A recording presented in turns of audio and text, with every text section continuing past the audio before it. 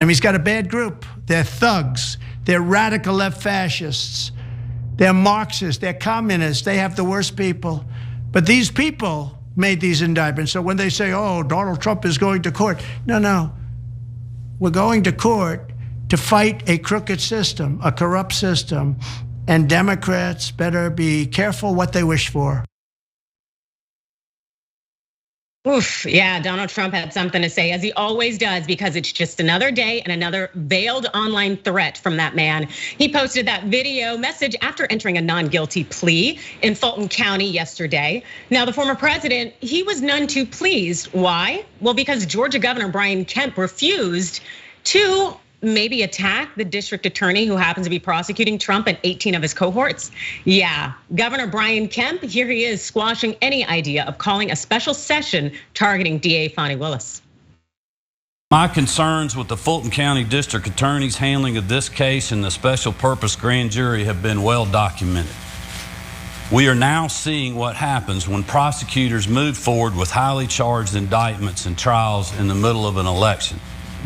Simply put, it sows distrust and provides easy pickings for those who see the district attorney's action as guided by politics. But let me be clear. We have a law in the state of Georgia that clearly outlines the legal steps that can be taken if constituents believe their local prosecutors are violating their oath by engaging in unethical or illegal behavior. Up to this point, I have not seen any evidence that DA Willis's actions or lack thereof warrant action by the Prosecuting Attorney Oversight Commission. But that will ultimately be a decision that the commission will make.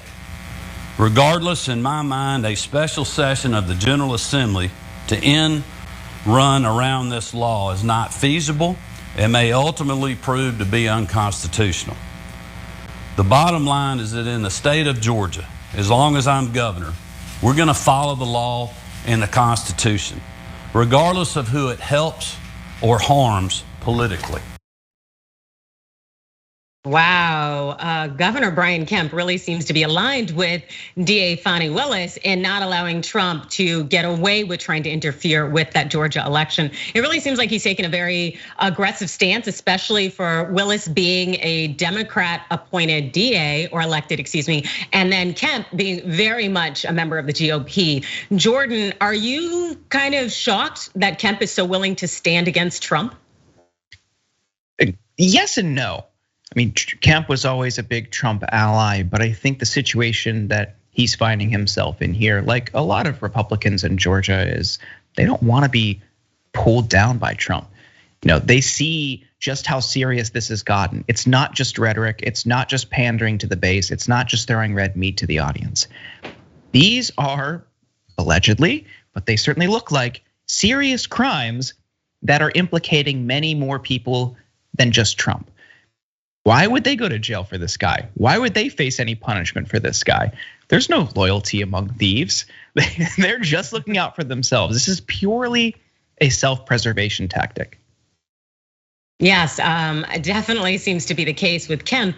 And I just find it so interesting because as we've seen in Washington, so many members of the GOP have aligned themselves with Trump since day one of him calling the election in 2020 being a farce, that it was secured by fraud with these allegations against Biden and claiming election fraud, voter fraud, all of these things. So many members of the GOP went ahead and backed Trump. But then you had individuals like Brian Kemp, who is a member of the GOP, but had no problem earning Trump's ire because as a governor, he has long refused to challenge the 2020 presidential election results there in Georgia.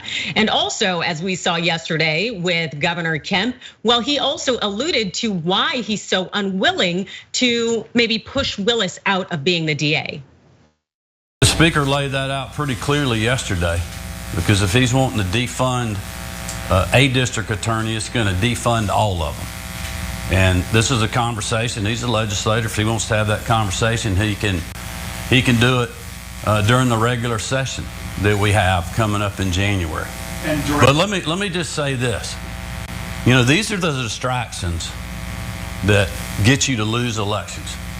The last time we were talking about special sessions here in the state of Georgia, just a few weeks later, the Republican majority lost 2 US Senate races. Yeah, Jordan, I think you're spot on that there is a sense of self-preservation there. Maybe Kemp could see what a lot of other members of the GOP couldn't see, was that it will hurt the party to go ahead and upend the Constitution just so Trump can get away with his efforts to undermine democracy.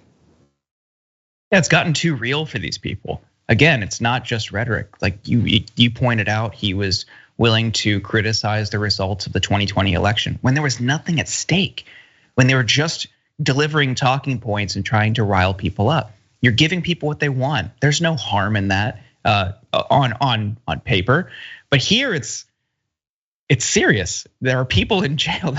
There's one guy in jail. Everyone else got bond, but there are real consequences here that they don't want to be involved in. Why would they go along with this very clear conspiracy, this charade that is more than just pandering? It's more than just rhetoric. There are consequences. They don't want their hands anywhere near it.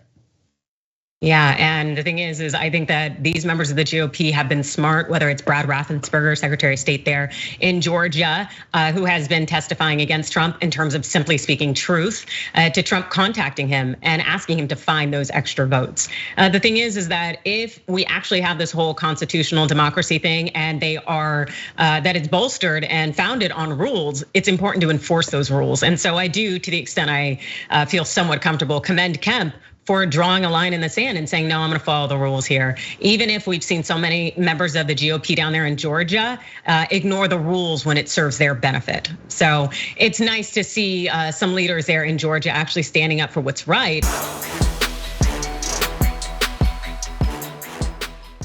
For more political news breakdowns, interviews, stories of activism, and me trying my hardest to care about the occasional big celebrity news story, subscribe to our YouTube channel at youtube.com/The Damage Report. And you can ring the bell wherever it is so you don't miss anything.